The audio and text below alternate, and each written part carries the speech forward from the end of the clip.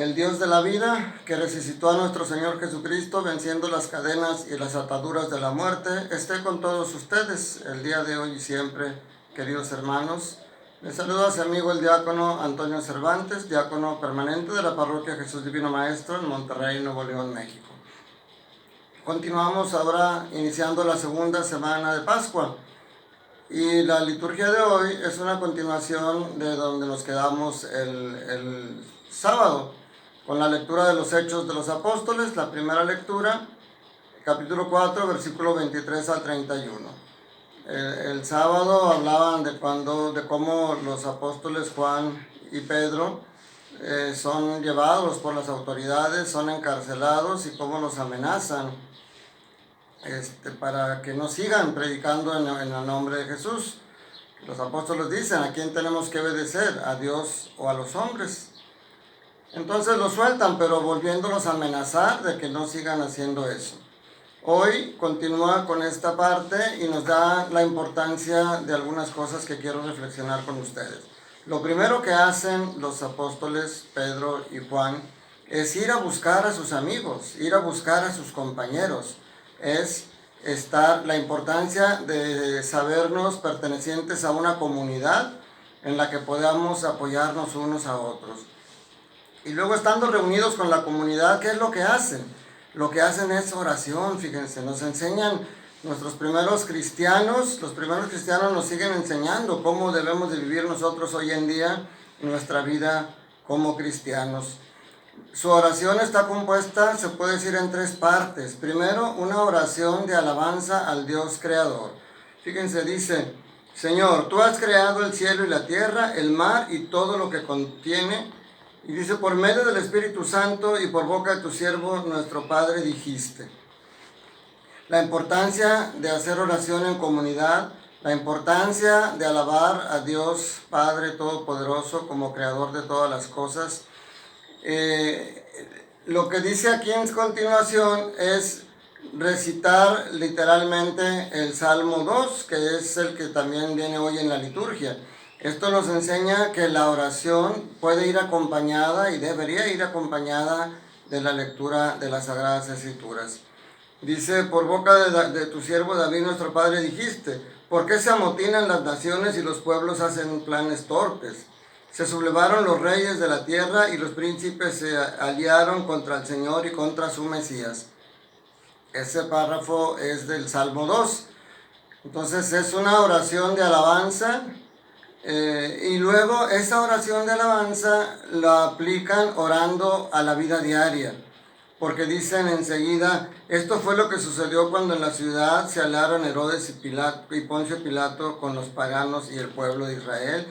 Y empiezan a verlo cómo eso que decía el Salmo se empieza a aplicar, se aplica ahora en Jesús. Entonces nuestra oración tiene que incluir las Sagradas Escrituras, pero tenemos que ver su aplicación en nuestra vida diaria. Y al final es una oración de petición, porque fíjense, los despidieron con amenazas y ellos no se juntan para hacer un plan de trabajo de cómo evadir a las autoridades, de cómo, ni le piden a Dios en su oración que les ayude a hacer armamentos, que les ayude a defenderse. Ellos, el apoyo que piden está basada en dos cosas. Fíjense, dice: y ahora, Señor, mira sus amenazas y concede a tus siervos anunciar tu palabra con toda valentía. Entonces lo primero que piden ellos es la sabiduría y la valentía para poder proclamar la palabra de Dios. Y luego dice: extiende tu mano para realizar curaciones, señales y prodigios en el nombre de tu santo siervo Jesús. ¿A qué se refiere esto? A lo mejor tú puedes decir: bueno, yo no voy a poder hacer curaciones, es muy probable que yo no tenga ese don. Pero a lo que se refiere, mis hermanos, es lo que hemos dicho otras veces. La oración de la palabra debe ir acompañada con el testimonio de las obras. Por eso normalmente, si te fijas en todas las homilías que hace el sacerdote o el diácono o el predicador en las misas, lo que hace es esto que hicieron los primeros apóstoles, es orar, es una acción de gracias, de alabanza a Dios nuestro Creador, de aplicación de esas escrituras a nuestra vida diaria y una petición para tener la fortaleza de seguir viviendo de acuerdo a como Jesús nos pide. Esa enseñanza nos dan las Sagradas Escrituras, la Escritura del día de hoy. Que podamos hacer oración en comunidad y que le pidamos a Dios poder dar testimonio con nuestras palabras y con nuestras obras. El Evangelio, importante que se me estaba pasando, la oración siempre tiene una respuesta y siempre da frutos. Hoy los exegetas, ese temblor que dice, al terminar la oración tembló el lugar donde estaban reunidos. Dice, los llenó a todos el Espíritu Santo y comenzaron a anunciar la palabra de Dios con valentía. O sea, la oración tiene una respuesta y tiene frutos. Si tú oras con fe, si tú le pides a Dios con fe, Él te va a responder y vas a dar frutos de testimonio con tu vida diaria. En el Evangelio de hoy, tomado de San Juan, capítulo 3, versículos del 1 al 8, nos narra el pasaje donde Nicodemo, siendo un judío, siendo parte del Sanedrín, era seguidor de Jesús en cuanto a sus ideas y lo reconocía como maestro, porque es el saludo que le da maestro. Nada más que no tenía la valentía para hacerlo del día, por miedo a los compañeros del Sanedrín. Él va en la noche a buscar y le dice, maestro, sabemos que vienes de Dios, porque si no, no podrías hacer las obras que tú haces. Este evangelio es muy bautismal, porque Jesús le dice que hay que nacer de nuevo. Hay que nacer de nuevo. Esto es algo no muy fácil de entender. Entonces Nicodemo le dice, ¿cómo un hombre ya viejo puede entrar de nuevo al vientre materno para nacer de nuevo? Pero Jesús le aclara algo muy importante que tenemos que reflexionar nosotros. El que nace de la carne es carne, y el que nace del Espíritu. Dice, yo te aseguro que quien no renace de lo alto no puede ver el reino de Dios. Y luego después dice, yo te aseguro que el que no nace del agua y del Espíritu Santo no puede entrar en el reino de Dios. Lo que nace de la carne es carne, lo que nace del Espíritu es Espíritu. Fíjense, esto qué importante es. Yo estoy seguro que todos nosotros sabemos cuál es nuestra fecha de nacimiento. Y algunos hacen fiesta, algunos una reunión sencilla, otros fiesta en grande para celebrar su nacimiento a la carne.